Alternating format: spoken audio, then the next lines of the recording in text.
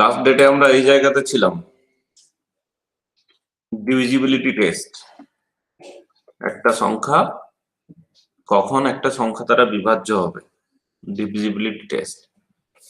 তো এই যে ফর্মটা দেখতে পাচ্ছ একটা সংখ্যার, যে n equals to am 10 to the power m plus am minus 1 10 to the power m minus 1 plus dot dot dot করে a2 10 square plus a1 10 plus a0। এটা হচ্ছে একটা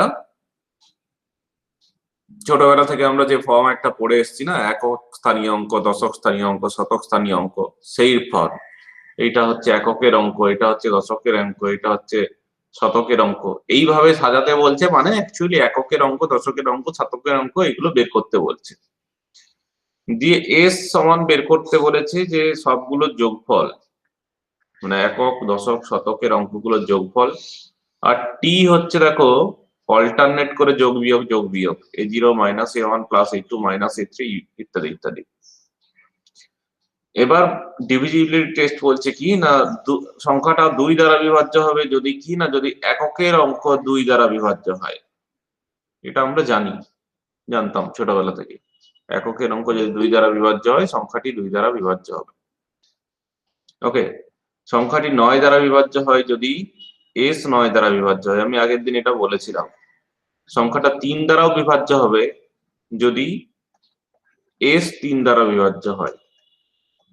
এস মানে কি না, এস মানে হচ্ছে সব অঙ্কগুলোর যোগফল, একক, দশক, শতক অঙ্কগুলোর যোগফল। ওকে, সংখ্যাটা 3 দ্বারা বিভাজ্য হবে, 9 দ্বারা বিভাজ্য হবে, 27 দ্বারা বিভাজ্য হবে, মানে 3-এর যে কোনো পাওয়ার দ্বারা বিভাজ্য হবে যদি এস সেই পাওয়ার দ্বারা বিভাজ্য হয়। মানে 27 দ্বারা বিভাজ্য হবে যদি এস 27 দ্বারা বিভাজ্য হয়। সংখ্যাটা 11 দিয়ে বিভাজ্য হবে কখন না, যদি টি 11 দিয়ে বিভাজ্য হয়। টি মানে এই যে অল্টারনেটিভ, মাইনাস প্লাস এটা। ওকে, এবার 7-এর টেস্ট, 13-র টেস্ট। 7, 13, 7 হচ্ছে কিরকম না, 7-এর টেস্ট করতে গেলে এইভাবে তোমাকে সংখ্যাটাকে লিখতে হবে, তিনটে করে লিখতে হবে, তিনটে করে, না 1000-এর মাল্টিপুল আকারে লিখতে হবে। ওকে, দিয়ে টি বের করতে হবে। টি মানে ওইগুলোর হচ্ছে যোগ বিয়োগ ইত্যাদি ইত্যাদি। তাহলে সংখ্যাটা 7 দ্বারা বিভাজ্য হবে যদি টি 7 দ্বারা বিভাজ্য হয়, সংখ্যাটা 11 দ্বারা বিভাজ্য হবে যদি টি 11 দ্বারা বিভাজ্য হয়, সংখ্যাটা 13 দ্বারা বিভাজ্য হবে যদি টি 13 দ্বারা বিভাজ্য হয়। তো এগুলো পরীক্ষায় পড়বে না, এমনি জানার জন্য পড়তে পারো। এছাড়া বিভিন্ন হরেক রকম টেস্ট আছে, ডিভিজিবিলিটি টেস্ট, প্রচুর টেস্ট আছে।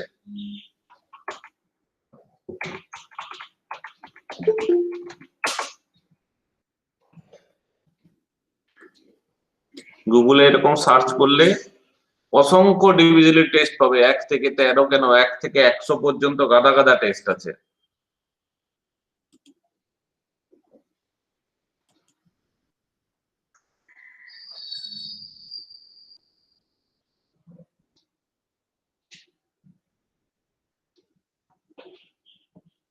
এখানে 12 পর্যন্ত টেস্ট বলা আছে। দেখো, যে একটা সংখ্যা 2 দ্বারা বিভাজ্য হবে কখন না, if the last digit is 0 or 2 or 4 or 6 or 8।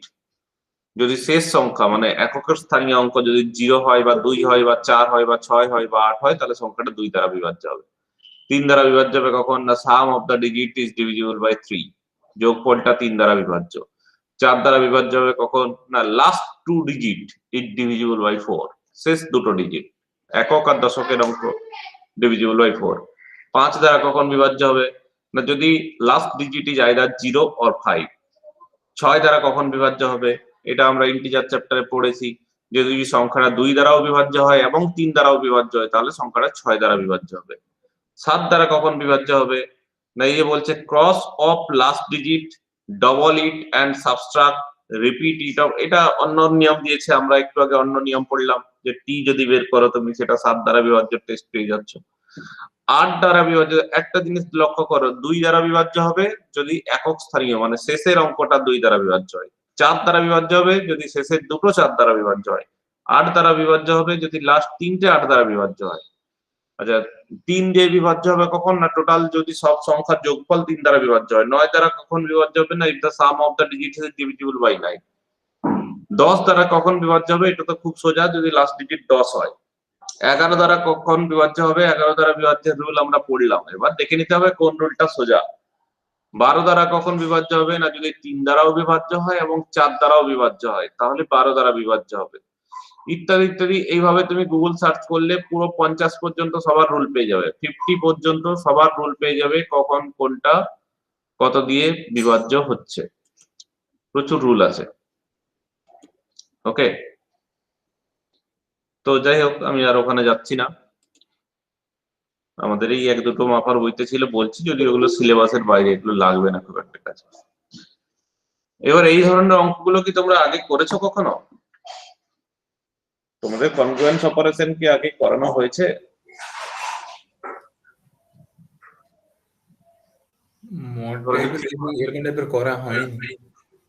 এরকম টাইপের করা হয়নি, তাহলে শিখে রাখো, এগুলো খুব দরকার।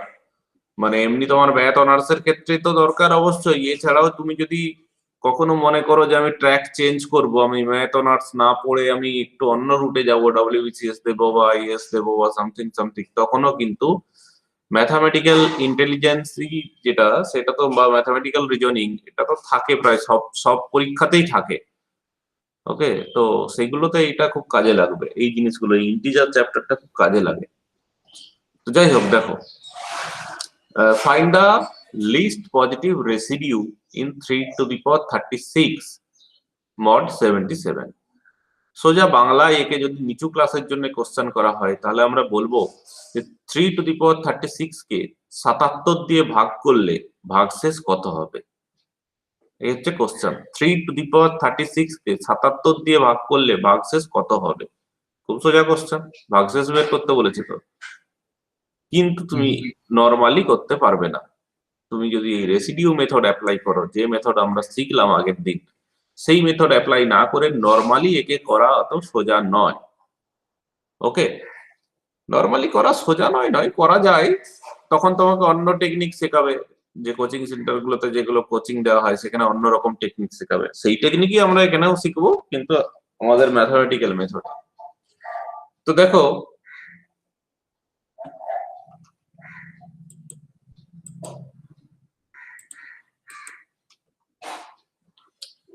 থ্রি টু দি পাওয়ার 4 মানে কত? না 81। 81 কে 77 দিয়ে ভাগ করলে ভাগশেষ কত থাকে? না 4। তার মানে আমি কি বলবো? না 3 to the power 4 congruent to 4 mod 7।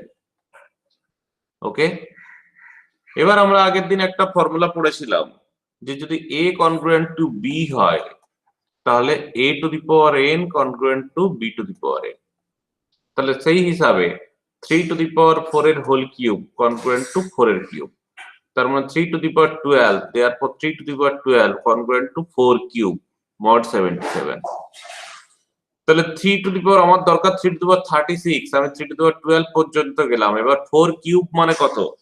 4 cube মানে 4 4 16 4 64। 64 কে যদি 77 দিয়ে ভাগ করো, অ্যাকচুয়ালি সবসময় যে ভাগ করো বললে হবে না, ভাগ করে বললে হবে না, আমাকে এটাকে ছোট আনতে হবে।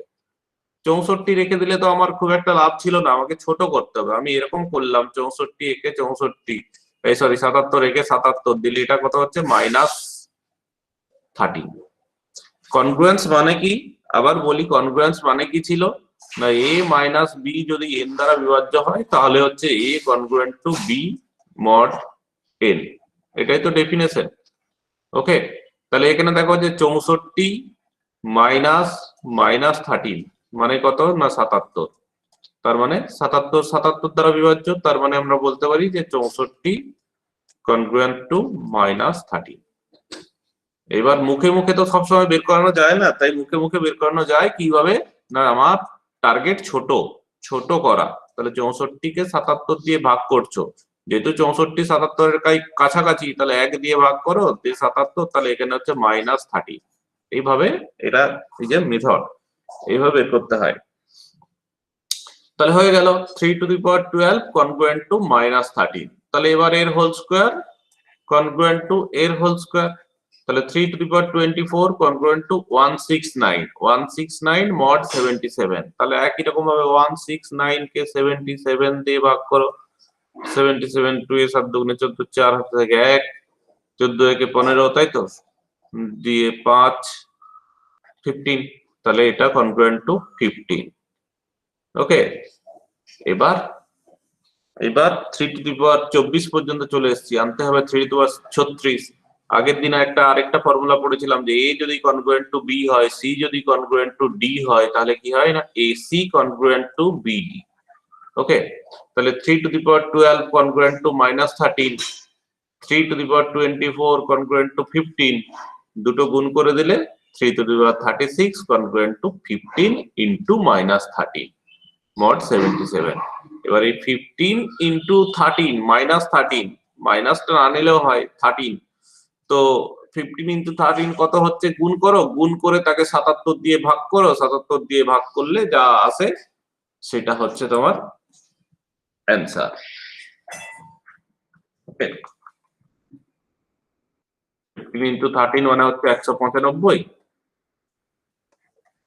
তাহলে 195 তাকে যদি আমি অ্যাকচুয়ালি -195 কে তুমি 77 দিয়ে ভাগ করছো 77 3 এ যাবে নাকি 77 3 দিয়ে দাও 3 দিয়ে দিলে কত হচ্ছে 7 3 21 এর 1 হাতে থেকে 2 23 তাহলে 231 থেকে 195 বাদ দিলে 6 36 কনগ্রুয়েন্ট টু 36 mod 77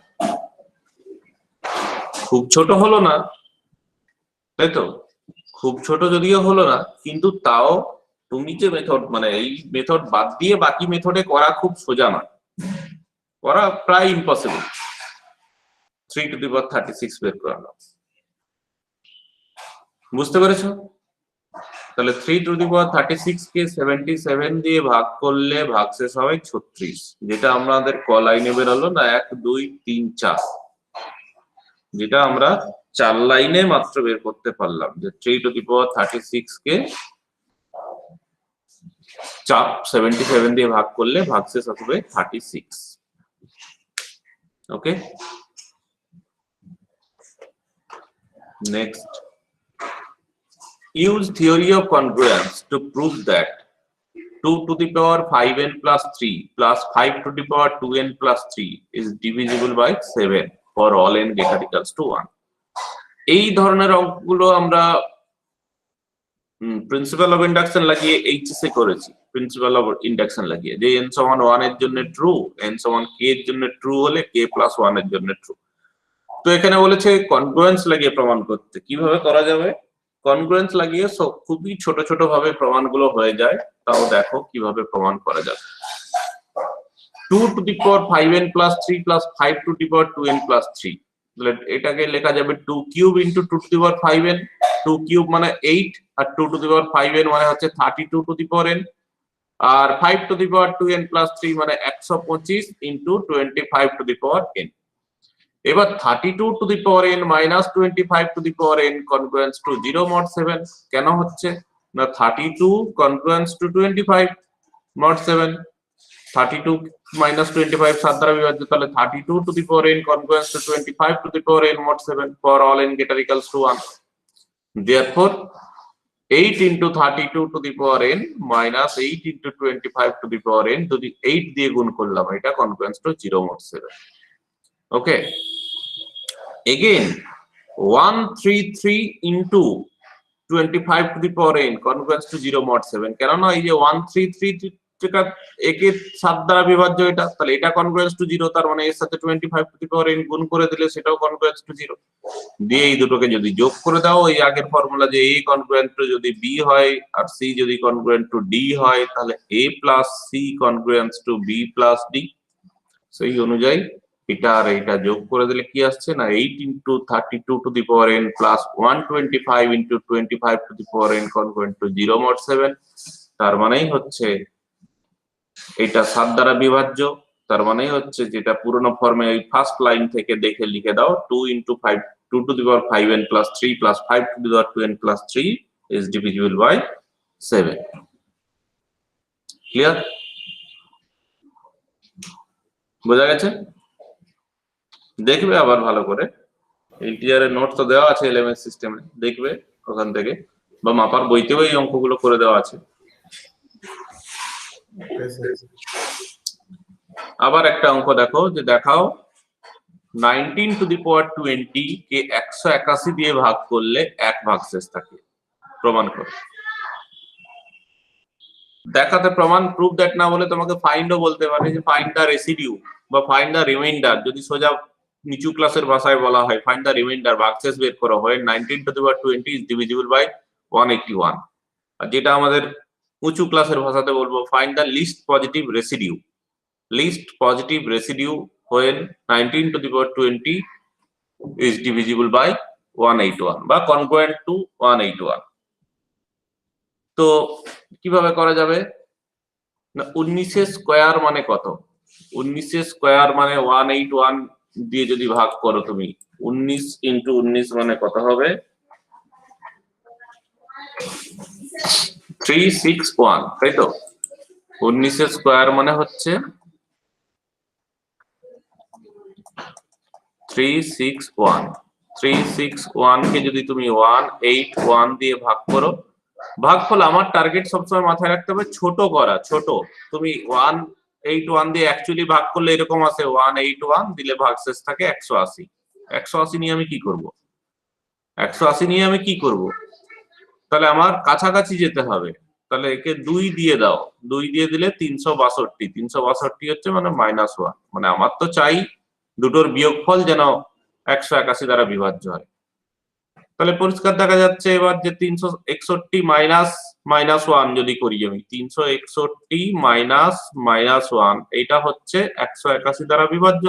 তার মানে আমরা বলতে পারি 361 মানে 19 স্কয়ার, যেটা কনগ্রুয়েন্স টু -1 mod 181। ব্যাস, এবার হয়ে গেল। এইটুকুই তো পেলে, এই প্রথমটাই তো একটু আমাকে খাটতে হলো, আর কি। এরপরে তো ফর্মুলা ছিল যে a যদি কনগ্রুয়েন্ট টু b হয় তাহলে a to the power n congruent to b to the power n। তাহলে সেখান থেকে আমি বলতে পারি এটার whole to the power 10 congruent to এটার হোল টু দি পাওয়ার 10। তার মানে 19 to the power 20 congruent to -1 whole to the power 10। তার মানে 19 to the power 20 congruent to 1 mod 181। Okay, clear? 3 line normally করে দেখাও এই মেথড ছাড়া। নরমালি করে দেখাও 19 টু দি পাওয়ার 20 তাকে 181 দিয়ে ভাগ করে ভাগশেষ বের করে দেখাও। পারবে করতে? এমনি মেথড জানা আছে কিছু? কিন্তু কনগ্রুয়েন্স দিয়ে 3 লাইনও নয়, 2 লাইন। 2 লাইনও নয়, মানে দেখতে গেলে এই একটা লাইন, এই লাইনটাই খাটতে হয়েছে। তো খুব ইন্টারেস্টিং অঙ্ক, এগুলো তো পড়তেই পারে, ডব্লিউবিসিএস এর পরীক্ষায় পড়তেই পারে ম্যাথমেটিক্যাল রিজনিং হিসাবে, যেটা তোমরা এখানে প্লাস পয়েন্ট পেয়ে যাবে। তোমরা যদি এই মেথডটা জানো তখন কাজে লাগাতে পারবে।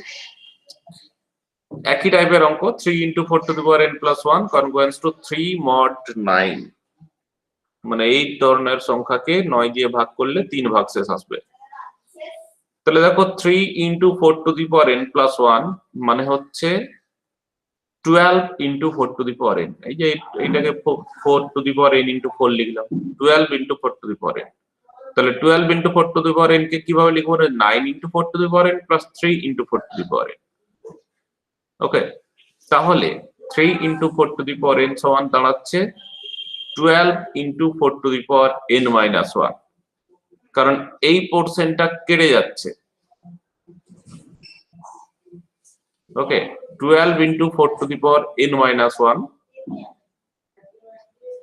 ওইখানটা ছেড়ে দাও, তাকে আবার লেখা যাচ্ছে 9 × 4 to the power n - 1 + 3 × 4 to the power n - 1। আবার এইভাবে কন্টিনিউ 3 × 4 স্কয়ার মানে হচ্ছে 12 × 4 মানে 9 × 4 + 3 × 4, আবার 3 × 4 মানে হচ্ছে 12 মানে 9 + 3। তাহলে 3 × 4 টু দি পাওয়ার n, এই এক একটা করে মান বসানো হচ্ছে। দেখো মান বসিয়ে দেখা যাচ্ছে যে 9 × সামথিং চলে আসছে। এটা একটু অন্য মেথডে করা হয়েছে, 9 × সামথিং মানে এটা তো এইচএস এর মেথডই হয়ে গেল।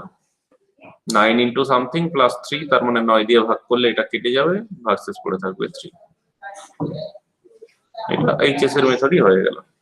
3 × 4 টু দি পাওয়ার n + 1 তাকে লেখা যাচ্ছে 9 × 4 to the power n + 3 × 4 to the power n। এই 3 into 4 to the power n কে কি লেখা যাচ্ছে না 3 into 4 to the power n কে লেখা যাচ্ছে 9 into 4 to the power n minus 1 plus 3 into 4 to the power n minus 1। আবার এখানে কি লেখা যাচ্ছে 3 into তারপরের লাইনে আবার এর মান বসতো, তারপরের লাইনে ওই 3 into 4 to the power n minus 2 এর মান বসতো, এইভাবে 3 into 4 স্কয়ার 3 into 4 এইভাবে করলাম। তাহলে 3 into 4 to the power n plus 1 এ পর মানগুলো বসিয়ে দিলে 9 into সামথিং আসছে প্লাস 3। তাহলে এবার 9 দিয়ে ভাগ করলে কত আসছে না 3 into 4 to the power n plus 1 congruent to 3 mod 9। Okay,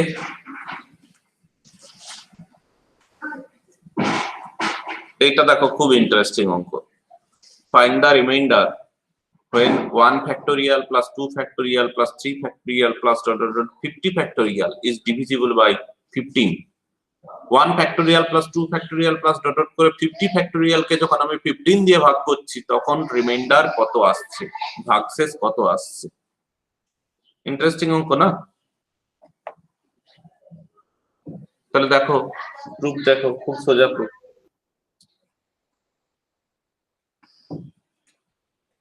1 factorial মানে 1, তাকে যদি 15 দিয়ে ভাগ করো তাহলে ভাগশেষ থাকবে 1। 2 ফ্যাক্টোরিয়াল মানে হচ্ছে 2, তাকে যদি 15 দিয়ে ভাগ করো তাহলে ভাগশেষ থাকবে 2। 3 ফ্যাক্টোরিয়াল মানে 6, তাকে যদি 15 দিয়ে ভাগ করো তাহলে ভাগশেষ থাকবে 6। 4 ফ্যাক্টোরিয়াল মানে কত, 4 3 12 দিয়ে 24, 24 কে যদি 15 দিয়ে ভাগ করো তাহলে ভাগশেষ থাকবে 9। 5 ফ্যাক্টোরিয়াল মানে কত না 30, এই 5 ফ্যাক্টোরিয়াল মানে কত হচ্ছে 5 3 15, হ্যাঁ 30ই তো। 30 তাকে যদি 15 দিয়ে ভাগ করো কত হয়ে যাবে, ভাগশেষ হয়ে যাবে 0। 6 ফ্যাক্টোরিয়াল মানে কত, 6 ফ্যাক্টোরিয়াল মানে 6 into 5 ফ্যাক্টোরিয়াল, তার মানে সেটাও 0, তাকেও যদি তুমি 15 দিয়ে ভাগ করো ভাগশেষ হবে 0। 7 ফ্যাক্টোরিয়াল, তাকেও যদি ভাগ করো 0 আসবে। তাহলে আলটিমেটলি এইভাবে 5 ফ্যাক্টোরিয়াল এর পর থেকে যা আসবে, কারণ সবগুলোর সাথে তো 5 ফ্যাক্টোরিয়াল গুণ থাকবে, তাই আলটিমেটলি 5 ফ্যাক্টোরিয়াল এর পর থেকে 50 ফ্যাক্টোরিয়াল পর্যন্ত সবই হয়ে যাবে 0।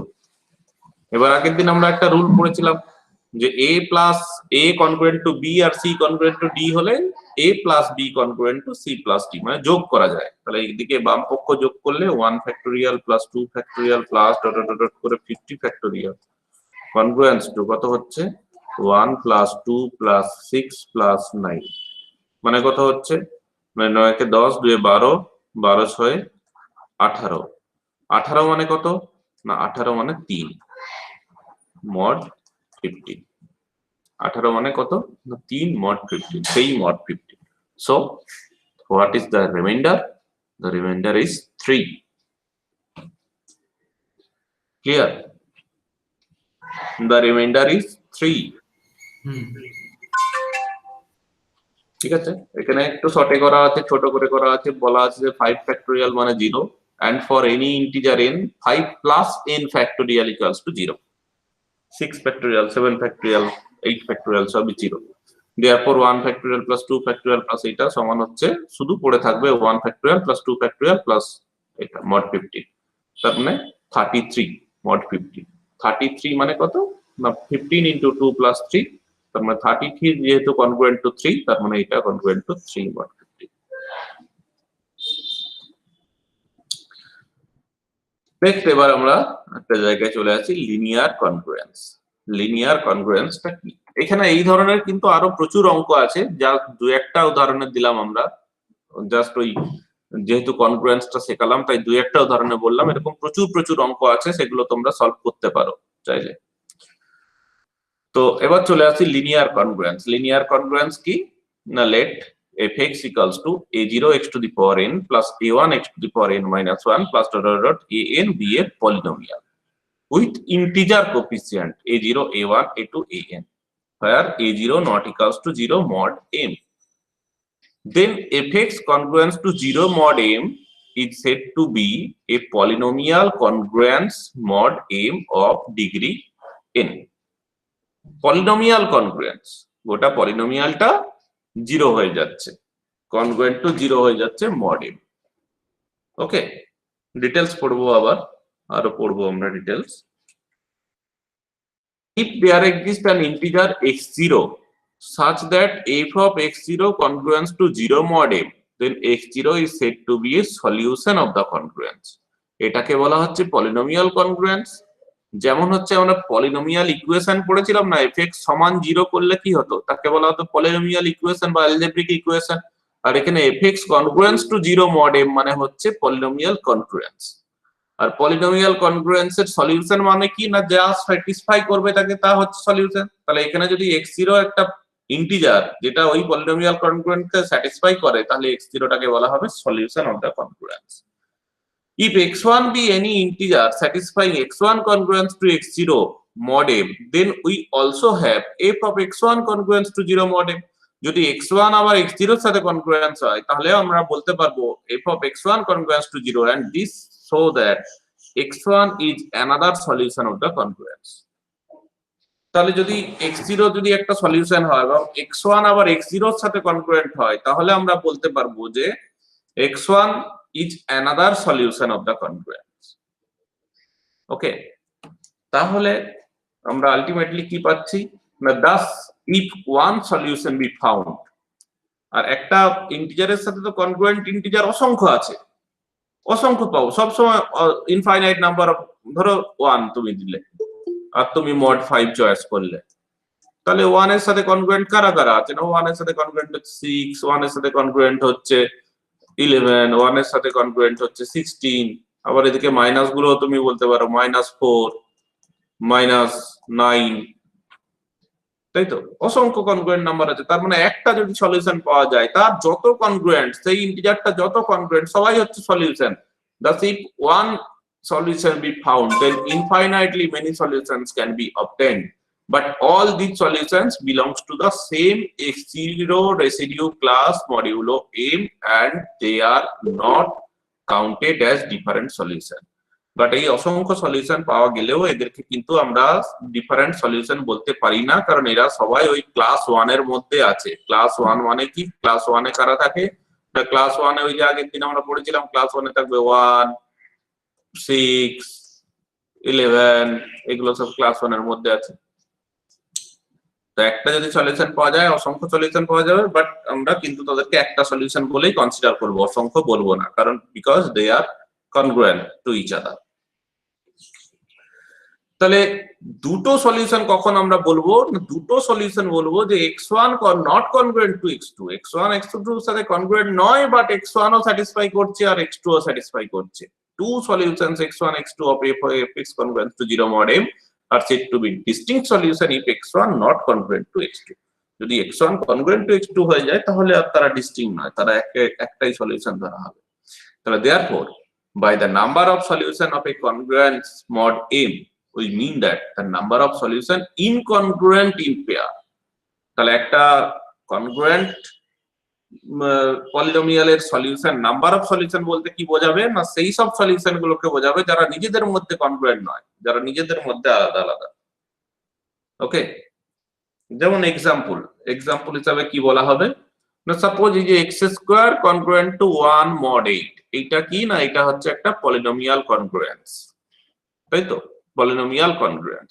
ক্লিয়ারলি তুমি যদি x সমান 1 বসাও, তাহলে 1 কনগ্রুয়েন্ট টু 1 আমরা জানি, তার মানে x equals to 1 is a solution of the congruence, x equals to 1 একটা solution, and all solution congruent to 1 mod 8, 1 mod 8 এর 1 এর সাথে যারা কনগ্রুয়েন্ট মডিউলো 8, কারা তারা, তারা হচ্ছে এইগুলো 1 + 8k মানে হচ্ছে 9, মানে হচ্ছে 17, মানে হচ্ছে 25, মানে হচ্ছে -7, এরা সবাই এর solution. they are all solution of the congruence. 1 যেহেতু একটা সলিউশন হচ্ছে, তার মানে দেখো তুমি মান বসিয়ে 9 ও একটা সলিউশন হবে, কারণ 9 স্কয়ার মানে কত, 81, 81 কনগ্রুয়েন্স টু কত না, 81 কনগ্রুয়েন্স টু 1, 81 কে 8 দিয়ে ভাগ করলে 1 ভাগশেষ থাকে, তাই তো। 17 একটা সলিউশন হবে, -8 একটা সলিউশন হবে, এরা সবাই অসংখ্য সলিউশন হবে, কিন্তু যেহেতু আমরা একটু আগে পড়লাম যে এদেরকে আমরা ডিফারেন্ট সলিউশন বলে ধরতে পারি না, এরা সবাই একই সলিউশন। ডিফারেন্ট সলিউশন তখনই আসবে যদি অন্য কেউ একে স্যাটিসফাই করে।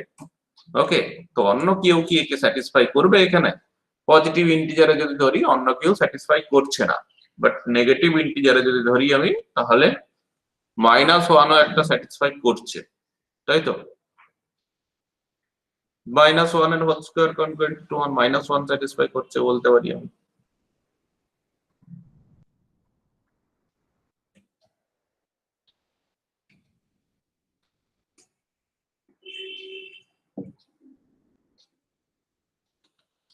নেক্সট আরেকটা উদাহরণ দেখো,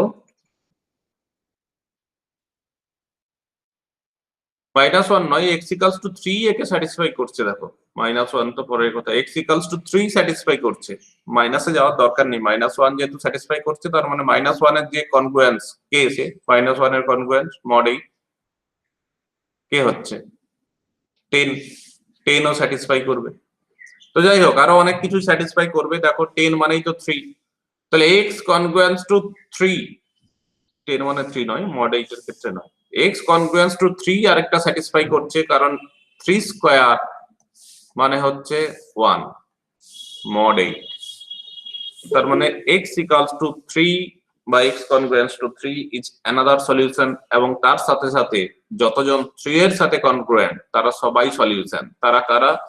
না, তারা হচ্ছে এই যে 3 + 8k, তাই তো? 3 + 8k মানে হচ্ছে 11, 19, 27, ওদিকে তুমি মাইনাসের দিকে যেতে পারো, -5 ইত্যাদি ইত্যাদি ইত্যাদি। আরো তো সলিউশন আছে মনে হচ্ছে, তাই না? 1 স্কয়ার, ওই 7 পর্যন্ত তুমি গিয়ে দেখবে। mod 8 বানায় বলেছে 0 থেকে 7, 0 স্কয়ার 0 হচ্ছে, স্যাটিসফাই করছে না। 1 স্কয়ার স্যাটিসফাই করছে, 2 স্কয়ার মানে 4 হচ্ছে না, 3 স্কয়ার মানে 9 স্যাটিসফাই করছে, 4 স্কয়ার মানে কত? 4 4 16, 16 কে 8 দিয়ে ভাগ করলে 0 হয়ে যাচ্ছে, স্যাটিসফাই করছে না। 5 স্কয়ার মানে 25, 25 কে 8 দিয়ে ভাগ করলে 1 হচ্ছে, তার মানে 5 আর একটা সলিউশন। 6 স্কয়ার মানে 36, 36 কে 8 দিয়ে ভাগ করলে 4 হচ্ছে, স্যাটিসফাই করছে না। 7 স্কয়ার মানে হচ্ছে 7 7 49, 8 6 48, 7 স্কয়ার মানে 1 হচ্ছে, তাহলে 7 একটা সলিউশন হচ্ছে। 1 3 5 7 চারটে সলিউশন আমি দেখতে পাচ্ছি। বুঝতে পেরেছো সলিউশন কি করে চেক করবে? এই যে mod 8 যেহেতু বলেছে, তাহলে তুমি 0 1 2 3 থেকে 7 পর্যন্ত ট্রাই করবে, স্কয়ার করে করে দেখতে থাকো, মান বসিয়ে বসিয়ে দেখতে থাকো। ঠিক আছে, মান বসিয়ে দেখতে পাচ্ছি 1 একটা সলিউশন হলো, 3 একটা সলিউশন হলো, সিমিলারলি x=5 একটা সলিউশন হবে, এন্ড x=7 হচ্ছে একটা সলিউশন হবে। In fact infinite number of solution আছে আমরা দেখতে পাচ্ছি, কারণ 1 যেহেতু সলিউশন, 1 এর সাথে কনগ্রুয়েন্ট সবাই সলিউশন, 2 যেহেতু 3 যেহেতু সলিউশন, 3 এর সাথে সবাই কনগ্রুয়েন্ট যারা তারা সবাই সলিউশন, 5 যেহেতু সলিউশন, 5 এর সাথে কনগ্রুয়েন্ট অল নাম্বারস আর সলিউশন, এন্ড 7 যেহেতু সলিউশন, 7 এর সাথে কনগ্রুয়েন্ট সবাই হচ্ছে সলিউশন। বাট আমরা কি বলবো, ডিস্টিংক্ট সলিউশন হচ্ছে চারটে, ডিস্টিংক্ট সলিউশন হচ্ছে চারটা, তারা হচ্ছে 1 3 5 7। এর বাইরে আর কোনো ডিস্টিংক্ট সলিউশন নেই, বাকিগুলো নিজেদের মধ্যে যেহেতু কনগ্রুয়েন্ট তাই ওদেরকে ডিস্টিংক্ট করা যাবে না। হ্যাঁ, এটাই বলা আছে লাস্টে, these 4 solutions of the congruence are distinct because no two of these solutions are congruent modulo 8। Next একটা ডেফিনেশনে চলে আসছি, a polynomial that is congruence of degree 1 is said to be a linear congruence। A polynomial congruence of degree 1 is said to be a linear congruence। linear congruence মানে পলিনোমিয়ালটা যদি degree 1 হয় আর কি, তাহলে একটা linear congruence কেমন দেখতে হবে না, the general form of a linear congruence modulo a positive integer m greater than 1 is ax congruence to b mod m, যেখানে a0 না লিখে a হতো, যেখানে a not equals to 0 mod m, এইটা হচ্ছে লিনিয়ার কনগ্রুয়েন্স। যে পলিনোমিয়ালটা degree 1, এই polynomial of degree 1 actually হতো আর কি। পলিনোমিয়াল কনগ্রুয়েন্স অফ ডিগ্রি 1 মানে হচ্ছে যে পলিনোমিয়ালটা কনসিডার করা হচ্ছে তার ডিগ্রি যদি 1 হয়, তাহলে সেই কনগ্রুয়েন্সকে বলা হচ্ছে লিনিয়ার কনগ্রুয়েন্স। তো লিনিয়ার কনগ্রুয়েন্স দিয়ে কি আছে, আচ্ছা তার আগে বলে নি লিনিয়ার কনগ্রুয়েন্সের সলিউশন বলতে কি বোঝায় না একই কথা, যে an integer c is said to be a solution of the linear congruence x congruence to b mod m if ac congruence to b mod m। একটা ইন্টিজার কে সলিউশন তখনই বলবো যদি ac congruent to b mod m হয়। এই linear কনগ্রুয়েন্সের উপর depend করে আছে Chinese reminder theorem. Chinese reminder theorem কি বলছে? চাইনিজ রিমাইন্ডার থিওরিম বলছে যে এই যে এগুলো এক একটা লিনিয়ার কনগ্রুয়েন্স, কতগুলো আছে, x congruence to c1 mod m1, x congruence to c2 mod m2, x congruence to cr mod m, তার মানে r সংখ্যক আছে, r সংখ্যক। একাধিক যদি ইকুয়েশন থাকে তাকে আমরা বলি সিস্টেম অফ ইকুয়েশনস। তাহলে সেটাই বলা আছে the system of linear congruence, the system of linear congruence x congruence to c1 mod m1, x congruence to c2 mod m2 dot করে x congruence to cr mod mr has a simultaneous solution so which is unique modulo m1 m2 mr।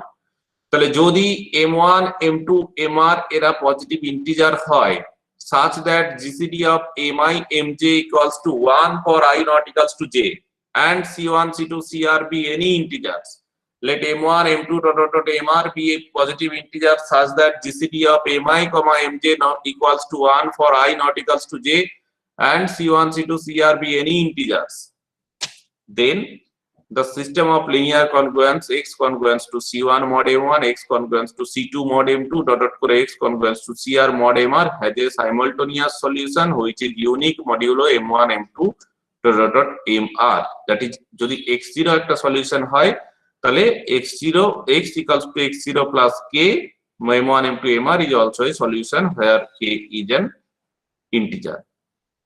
Simultaneous solution মানে বলতে চাইছে যে একই solution সবাইকে satisfy করবে।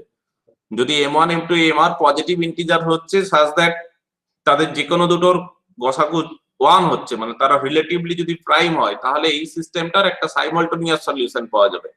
And simultaneous সলিউশনটা হচ্ছে m1 m2 mr এর ক্ষেত্রে ইউনিক হবে। সেটা পরিষ্কার আমরা আগেও পড়লাম যে সাইমালটেনিয়াস সলিউশন যেটা হবে যে x সমান x0 যদি একটা সলিউশন হয় তাহলে তার পরের যে সলিউশনটা সেটা কত হবে না ওই যে x0 প্লাস k মডিউলো বা x0 plus k into m1 m2 mr, এটা গুণফল m1 into m2 into m। Problem দেখো, প্রবলেম না দেখলে বুঝতে পারবে না। এই প্রুফটা হচ্ছে দেখতে হবে, কিন্তু যেহেতু চাইনিজ রিমাইন্ডার থিওরি আমাদের সিলেবাসে আছে, প্রুফটা আমার এখানে করা নেই, তোমরা নিজেরা ট্রাই করবে প্রুফটা বোঝার। এই প্রবলেমটা যেভাবে আছে প্রুফটা সেইভাবে আছে, প্রবলেম প্রুফ যেভাবে করবে প্রবলেমও ঠিক সেইভাবে সলভ করতে হবে। তো চলো, যে এই certain integer between 1 and 1000 leaves the remainder 1 to 6 when divided by 9 11 13 respectively, find the integer। এটা হচ্ছে প্রবলেম একটা। এই ধরনের প্রবলেম ক্লাস 6 এ থাকতো, যে একটা সংখ্যাকে 9 দিয়ে 11 দিয়ে 13 দিয়ে ভাগ করলে যথাক্রমে 1 2 6 ভাগশেষ থাকে, তাহলে সংখ্যাটি কত বের করো। তো আগে হচ্ছে আমাকে প্রবলেমটা তৈরি করতে হবে, তারপরে তাকে আমি চাইনিজ রিমাইন্ডার থিওরিম দিয়ে সলভ করব। তাহলে এখানে দেখো যে 9 11 13 এরা হচ্ছে pairwise prime to each other, ঠিক আছে, pairwise prime to each other, মানে ওই যে m1 হচ্ছে 9 m2 হচ্ছে 11 আর m3 ইকুয়ালস টু হচ্ছে 13। তাহলে চাইনিজ রিমাইন্ডার থিওরিমের যে ফার্স্ট কন্ডিশন ছিল যে m1 m2 m3 হচ্ছে পেয়ার ওয়াইজ প্রাইম হতে হবে, সেটা হচ্ছে। এবার হচ্ছে আমাকে ওই চাইনিজ রিমাইন্ডার থিওরি অনুযায়ী তাদের প্রোডাক্ট m1 m2 m3 সেটা m ধরলাম, late m equals to m1 m2 m3, মানে 9 ইনটু 13 ইনটু 11 মানে 1287। এবার লেট ক্যাপিটাল m1 সমান আমি ধরলাম m বাই 9, তাহলে কত হচ্ছে না 143, ক্যাপিটাল m2 হচ্ছে m বাই 11 মানে 117 এন্ড ক্যাপিটাল m3 হচ্ছে m বাই 13 মানে 99। Then GCD of m1, 9 equals to 1, যেহেতু 9টা বাদ চলে গেছে, GCD of m2, 11 equals to 1,